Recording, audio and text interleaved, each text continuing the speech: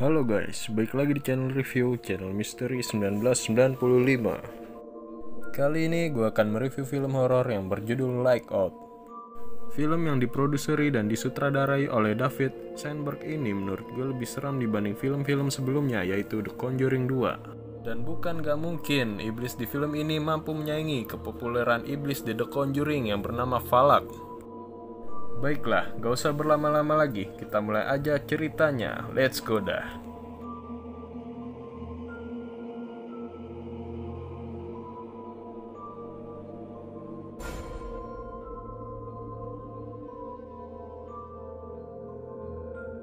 Film ini dimulai di adegan scene seorang ayah yang bernama Paul sedang video call dengan anaknya yang bernama Martin. Lalu, Paul bertanya kepada Martin, apakah mama sudah sehatan? Martin bilang keadaannya nambah parah.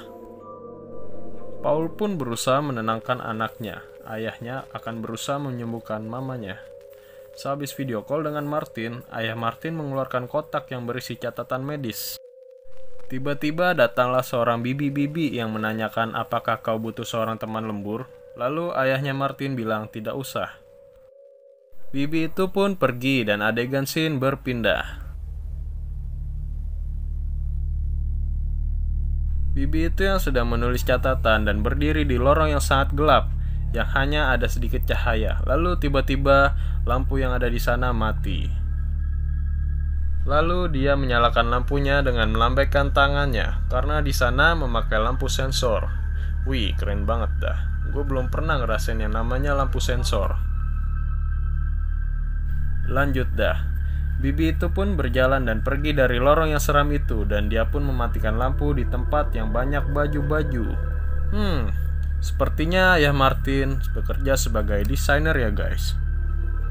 Ketika dia mematikan lampunya, dia melihat seperti ada wanita berbadan gelap yang berdiri melihatnya. Lalu dia pun menyalakan lampunya lagi, tapi tidak ada apa-apa di sana. Dimatikan lampunya lagi sama dia dan terlihat lagi ada seseorang wanita yang berdiri di situ. Lalu bibi itu pun penasaran dengan menyalakan lampunya lagi dan mematikan lampunya, hingga akhirnya wanita itu pun berdiri tepat di hadapan bibi. Jump scare pertama dimulai. Bibi itu pun pergi dengan rasa ketakutan dan menitip pesan kepada Paul untuk berhati-hati karena ada sesuatu di tempat belakang. Dan bibi itu pun pulang. Ketika Paul ingin pulang, dia penasaran dengan apa yang dikatakan bibi. Dan dia pun pergi ke belakang. Lalu saat dia berjalan di lorong yang sangat gelap, ada seseorang yang jongkok di kegelapan, yang jongkok tepat di depan Paul. Paul menyangka itu Esther. Esther adalah bibi yang tadi. Tapi ketika seseorang yang berbadan gelap itu berdiri dari jongkoknya, dia memiliki kuku-kuku yang sangat panjang. Lampu di lorong pun mati. Saat Paul menyalakan lampunya, wanita itu pun mendekat. Lalu Paul pun kaget dan berlari dari lorong tersebut. Paul pun ditarik kakinya oleh wanita itu, hingga menyebabkan luka-luka di kakinya. Wanita itu pun berdiri tepat di depan Paul, tapi tidak menyerang. Dikarenakan Paul yang berdiri di atas bola lampu, dan wanita itu pun tidak mau menyerang Paul karena dia takut akan cahaya. Lalu Paul pun pergi ke sebuah ruangan pakaian yang sangat terang. Lalu Paul mengambil sebuah tongkat baseball yang ada di sana, tapi lampu di ruangan itu pun tiba-tiba mati. Paul yang ketakutan di sana sangat berkeringat dingin karena saat pintu yang dikunci Paul di sana, tiba-tiba gagangnya berputar sendiri dan terbuka. Tiba-tiba wanita itu pun sudah berdiri tepat di belakang Paul dan menariknya hingga akhirnya Paul pun tewas di sana. Adegan pun berpindah ke adegan sepasang kekasih yang sepertinya sehabis bercinta. Wanita itu bernama Rebecca dan yang laki bernama Brad. Brad yang ingin menginap tapi tidak diperbolehkan oleh Rebecca, dan Brad pun akhirnya pulang. Dan sebelum Brad pergi, Rebecca berkata kepada Brad kalau dia benar-benar menyukainya. Dan Brad pun pulang dengan perasaan yang senang walau ada kecewa sedikit. Itu gue yakin gara-gara gak dapet jatah kali. Adegan pun berpindah lagi. Martin yang masih bangun di malam hari, dia bangun di kasurnya karena mendengar ibunya berbicara dengan seseorang. Lalu dia melihat ibunya sedang berbicara sendiri. Martin pun bertanya kepada ibunya, apakah ibu baik-baik saja? Lalu ibunya menjawab dengan aneh, apakah kami membangunkanmu? Martin pun bingung, dan mamanya menyuruh Martin kembali tidur.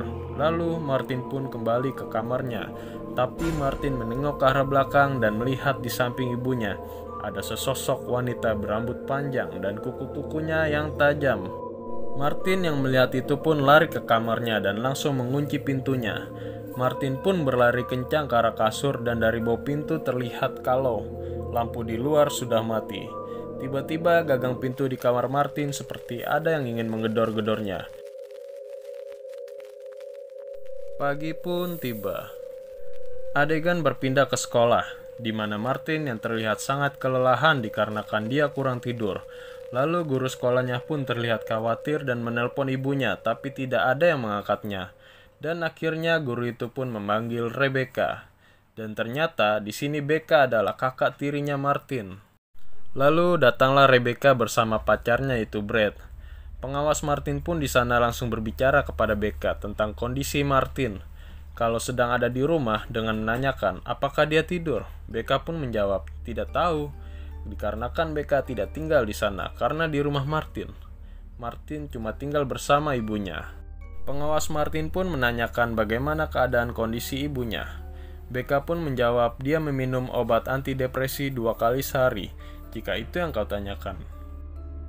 Lalu seberapa buruk depresinya? Becca pun kesal karena dirinya seakan diinterogasi oleh pengawas, seakan-akan Martin disiksa oleh ibunya. Lalu pengawas menjelaskan kalau Martin sudah 3 kali tertidur di kelas untuk ketiga kalinya.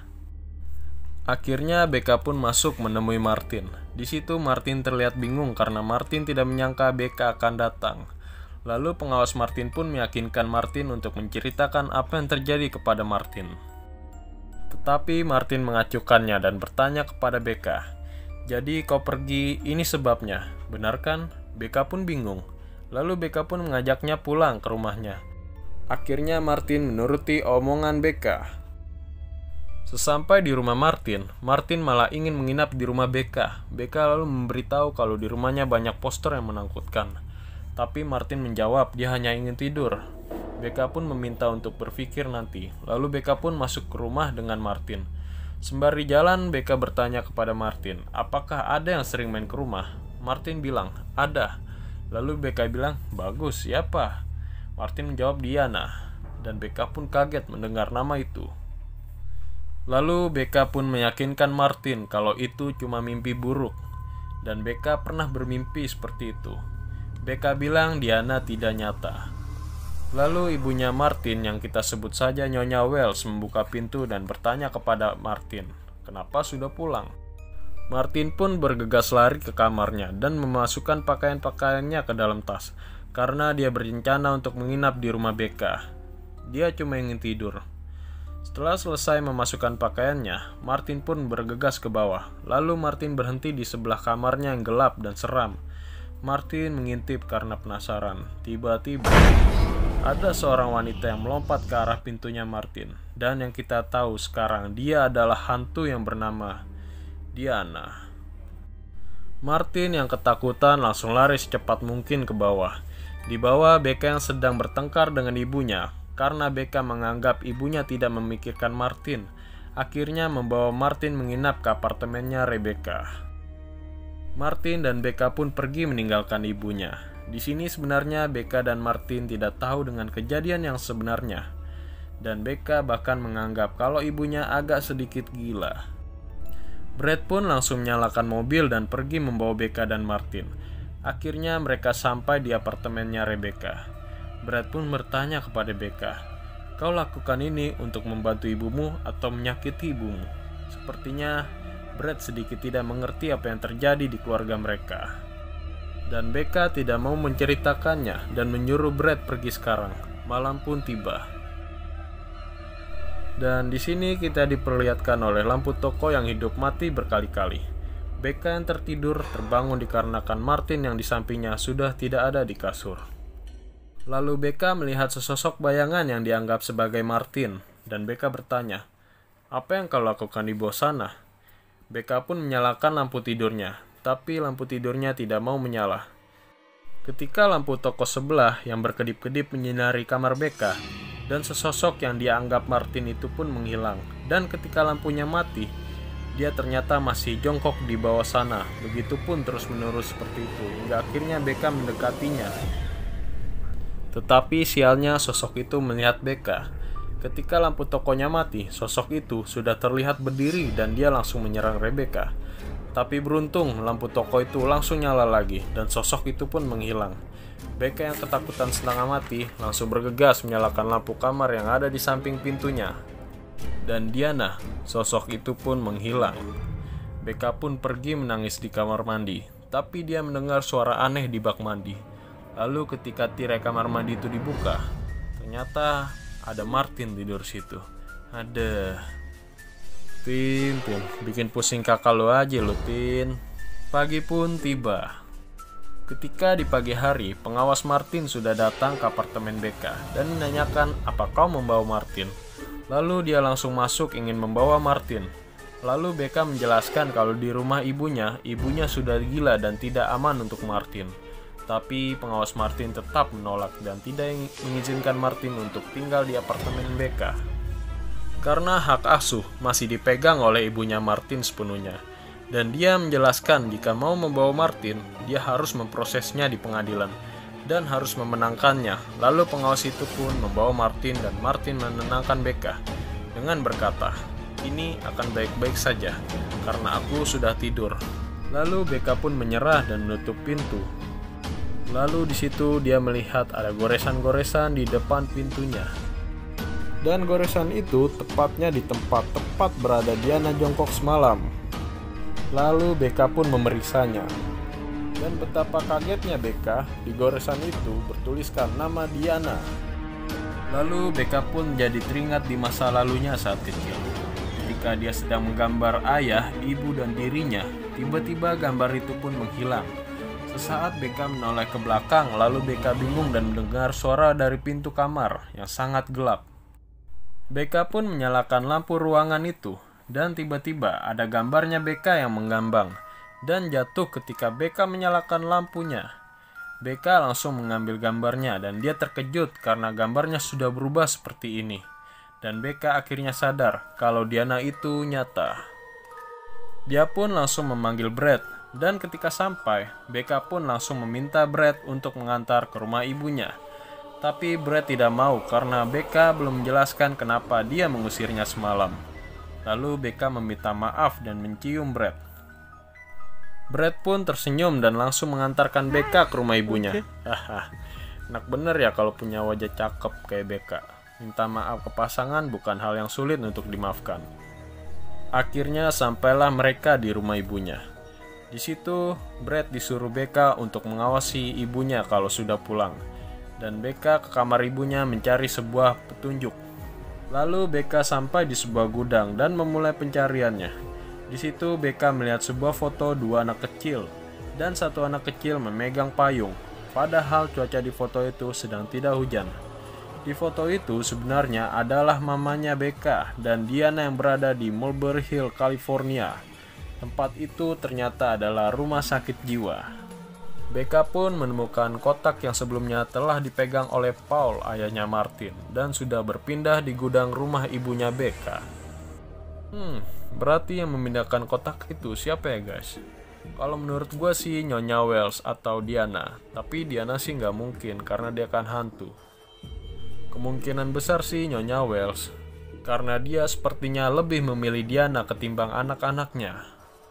Lalu Becca pun menemukan sebuah rekaman seorang peneliti tentang sebuah penyakit kulit yang langka. Dan orang yang sedang diteliti itu adalah Diana.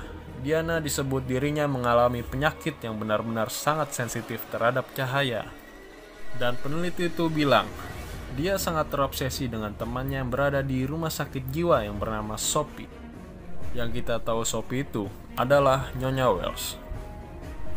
Lalu di dalam rekaman itu, Diana sedang diikat dan sedang diteliti. Di situ Diana diuji coba dengan disetrum dengan setruman 1200 watt. Anjay. Dan tiba-tiba Diana langsung lenyap dengan cuma mengisahkan bercak-bercak darah di kursinya. Gue rasa yang gila di situ adalah penelitinya, dan Diana cuma korban. Becca pun akhirnya sampai di kamar ibunya. Becca bingung, kenapa di situ sangat gelap, bahkan tidak ada bola lampu yang dipasang.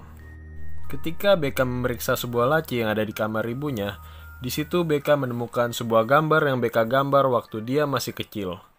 Dan di gambar itu yang gambar ada ayahnya dicoret-coret dan digantikan dengan gambar sesosok bayangan yang gelap. Dan itu adalah Diana. Becca pun kaget dan pintu kamar ibunya pun tiba-tiba tertutup sendiri. Lalu tiba-tiba terdengarlah suara Diana yang membuat Becca ketakutan. Dan Becca pun tiba-tiba dicekek dari atas atap. Lalu tiba-tiba Brad pun datang dan membuka pintu, sehingga seisi ruangan di kamar ibunya menjadi terang terkena sinar matahari. Brad bertanya kepada Becca, "Apakah kau baik-baik saja, Becca? Ibumu sudah datang, ayo kita pergi." Becca dan Brad pun langsung bergegas pergi ke pintu belakang membawa kotak yang berisi data-data masa lalu ibunya. Brad yang berlari sambil kebingungan pun bertanya, "Becca, sebenarnya ini untuk apa?" Becca menjawab, "Ini untuk bukti." Brad pun makin bingung dong. Lalu Nyonya Wells yang pulang dengan Martin berbicara kepada Martin bahwa dia akan memperbaiki hubungan semuanya dan dia ingin memulainya dari awal lagi. Nyonya Wells ingin mengajak Martin menonton TV dengan memakan popcorn. Dan Martin pun terlihat bahagia karena dia diajak kegiatan bersama ibunya. Dan Nyonya Wells bilang, "Bagus, kita akan melakukan kegiatan ini bertiga." Martin pun tiba-tiba senyumnya hilang di sini. Kita tahu bahwa orang yang ketiga itu adalah buaya. Maksud saya Diana. Bangsat kau. Nyonya Wells dan Martin pun langsung masuk dan segera menonton TV dengan memakan popcorn. Ketika sedang menonton TV, Nyonya Wells dan Martin sedang memulai percakapan. Kalau Nyonya Wells rindu dengan si Paul, ayahnya Martin. Dan dia sangat nyaman kepadanya. Lalu Martin nasihati Nyonya Wells dengan sebuah kalimat, "Terkadang kau harus menghadapi ketakutanmu itu."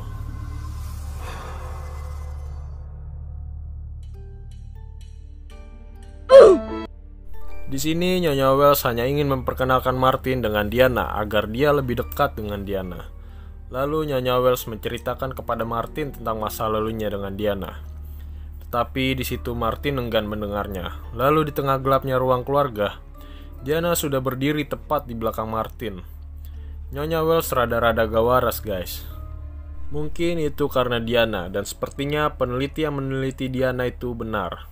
Kalau Diana bisa mempengaruhi isi kepala seseorang. Diana yang berdiri tepat di belakang Martin berjalan perlahan mendekati Martin.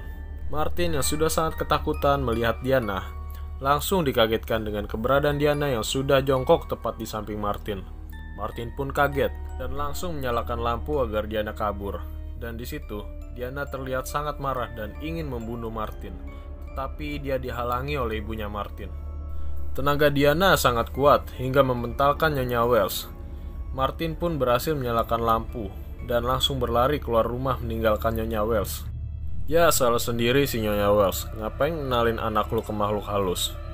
Kita pindah ke Becca. Becca yang sedang membongkar kotak data masa lalu ibunya ceritakan ke Brad kalau ibunya pernah di RSJ. Pantesan rada-rada. Brad pun terkejut dan bertanya, "Kenapa kau tidak pernah memberitahunya?" Becca pun menjawab, "Itu hal yang sangat tidak pantas untuk dibicarakan." Lalu Brad pun bertanya, siapa sebenarnya Diana? Karena Brad sangat penasaran. Lalu tiba-tiba pintu apartemen Becca ada yang mengetok-ketok. Tenang guys, ini bukan jump scare. Ini cuma Martin yang ngetok pintu. Si Martin yang sudah ketakutan, lalu diajak